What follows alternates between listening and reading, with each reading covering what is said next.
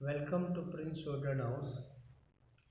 Hindi dictation हम आपको दे रहे हैं 80 शब्द प्रति मिनट और इसी को रिपीट करेंगे 100 शब्द प्रति मिनट और सिर्फ 400 वर्ड। इन्हें आप बार बार लिखिए तो किसी भी आपके स्किल टेस्ट के लिए ये एक तरीका होगा प्रैक्टिस के लिए। Be ready, start. और देन मेरे प्रिय मित्र और साथी दिनकर ने अपनी पुस्तक के लिए जो विषय चुना है वह बहुत ही मोहक और दिलचस्प है। यह ऐसा विषय है जिससे प्राय मेरा अपना मन भी ओतप्रोत हो रहा है और मैंने जो कुछ लिखा है उस पर इस विषय की छाप आप से आप पड़ गई है।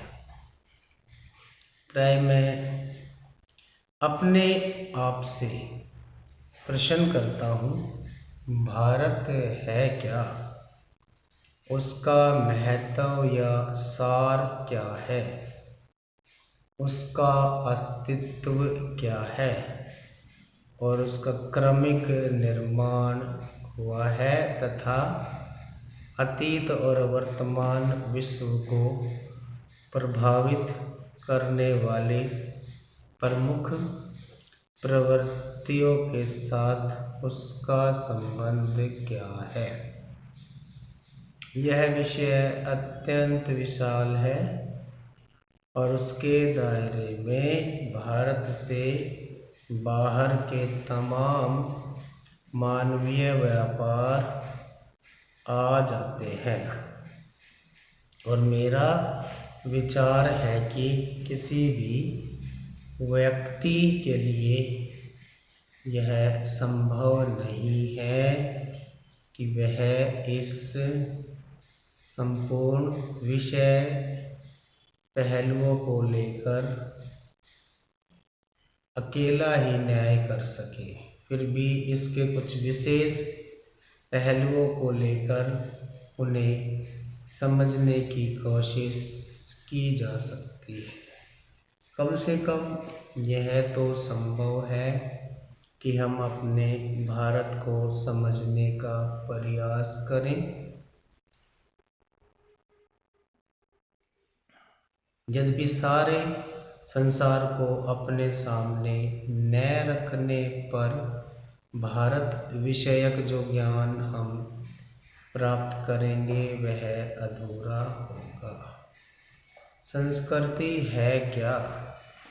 शब्दकोश उलटने पर इसकी अनेक परिभाषाएं मिलती हैं।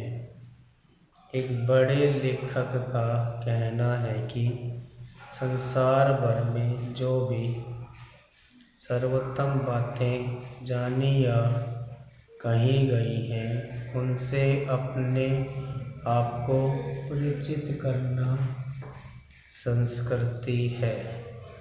एक दूसरी परिभाषा में यह कहा गया है कि संस्कृति शारीरिक या मानसिक शक्तियों का प्रशिक्षण, दृढ़ीकरण या विकास अथवा उससे उत्पन्न अवस्था है। यह मन, आचार अथवा रुचियों की परिष्कृति या शुद्धि है। यह सभ्यता का भीतर से प्रकाशित हो उठना है। इस अर्थ में संस्कृति कुछ ऐसी चीज का नाम हो जाता है जो बुनियादी और अंतर्राष्ट्रीय है। फिर संस्कृति के कुछ राष्ट्रीय पहलू भी होते हैं और इसमें कोई संदेह नहीं कि अनेक राष्ट्रों ने अपना कुछ विशिष्ट व्यक्तित्व तथा अपने भीतर कुछ विशेष ढंग से मौलिक गुण विकसित कर लिए हैं। इस नक्शे में भारत का स्थान कहाँ है? कुछ लोगों ने हिंदू संस्कृति, मुस्लिम संस्कृति और ईसाई संस्कृति की चर्चा की है। ये नाम मेरी समझ में नहीं आते, यद्यपि यह सच है कि जातियों और राष्ट्रों की संस्कृतियों पर बड़े बड़े धार्मिक आंदोलनों का प्रभाव पड़ा है। Stop, repeat 100 words a minute. Ready, start. महोदय, मेरे मित्र और साथी दिनकर ने अपनी पुस्तक के लिए जो विषय चुना है वह बहुत ही मोहक और दिलचस्प है। यह ऐसा विषय है जिससे प्राय मेरा अपना मन भी ओत-प्रोत हो रहा है और मैंने जो कुछ लिखा है उस पर इस विषय की छाप आप से आप पड़ गई है। प्राय मैं अपने आप से प्रश्न करता हूँ, भारत है क्या? उसका तत्व या सार क्या है? उसका अस्तित्व क्या है और उसका क्रमिक निर्माण हुआ है तथा अतीत और वर्तमान विश्व को प्रभावित करने वाली प्रमुख प्रवृत्तियों के साथ उसका संबंध क्या है। यह विषय अत्यंत विशाल है और उसके दायरे में भारत से बाहर के तमाम मानवीय व्यापार आ जाते हैं और मेरा विचार है कि किसी भी व्यक्ति के लिए यह संभव नहीं है कि वह इस संपूर्ण विषय के साथ अकेला ही न्याय कर सके। फिर भी इसके कुछ विशेष पहलुओं को लेकर उन्हें समझने की कोशिश की जा सकती है।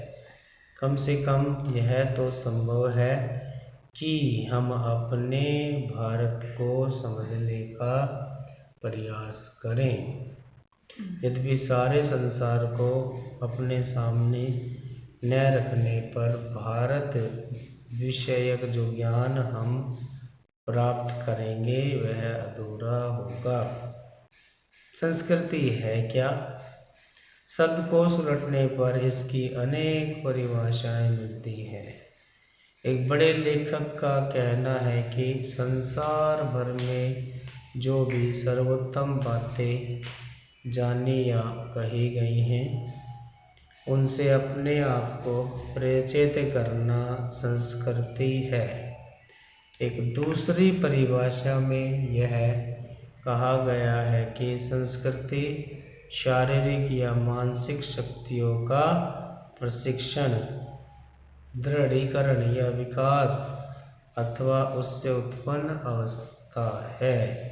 यह मन, आचार अथवा रुचियों की प्री संस्कृति या शुद्धि है। यह सभ्यता का भीतर से प्रकाशित होना है। इस अर्थ में संस्कृति कुछ ऐसी चीज का नाम हो जाता है जो बुनियादी और अंतर्राष्ट्रीय है। फिर संस्कृति के कुछ राष्ट्रीय पहलू भी होते हैं और इसमें कोई संदेह नहीं कि अनेक राष्ट्रों ने अपना विशिष्ट व्यक्तित्व तथा अपने भीतर कुछ विशेष ढंग से मौलिक गुण विकसित कर लिए हैं। इस नक्शे में भारत का स्थान कहाँ पर है? कुछ लोगों ने हिंदू संस्कृति, मुस्लिम संस्कृति और ईसाई संस्कृति की चर्चा की है।